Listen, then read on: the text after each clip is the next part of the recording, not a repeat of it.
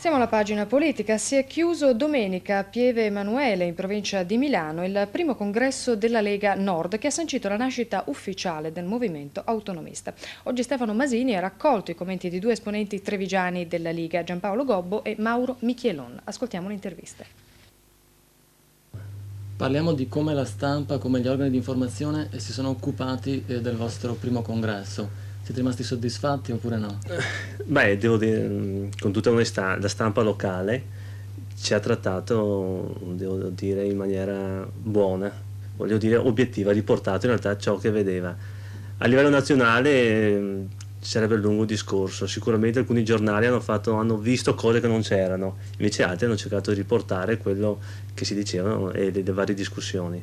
Quello che preoccupa in realtà invece è la RAI. Ecco, qui dobbiamo dire la verità, siamo stati bistrattati e a questo punto è veramente da porsi il caso se sia giusto o meno pagare il canone della televisione, perché se è un servizio deve essere un servizio fatto a tutti, non solamente ad alcuni partiti e altri no, perché la lottizzazione c'è e veramente pesante a questo punto. Si è parlato di una certa divisione tra la parte lombarda e quella veneta, oppure tra la piemontese e quella veneta? No, direi appunto, certamente i giornali, l'informazione è stata ovviamente travisata.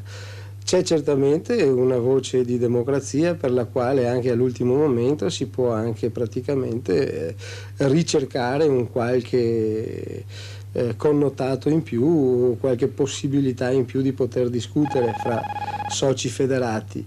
Non ci sono stati assolutamente problemi, siamo andati praticamente a definire quello che già si era stabilito nel Consiglio federale di tutte le leghe precedenti. Ecco, voi dite discussione, secondo alcune analisi questo invece significherebbe che voi, che vi dite molto diversi dagli altri partiti, invece vi state un po' assimilando con piccole o grandi correnti. No, non esiste piccole e grandi correnti, perché la Lega Nord è retta e sarà retta da un Consiglio federale, già peraltro attuale anche prima del Congresso, e quindi non guarda le correnti, chiamiamole etniche, dei vari movimenti o delle varie leghe, guarda solo ed esclusivamente il fine comune di arrivare appunto ad un federalismo attivo ed attuale in questa Europa.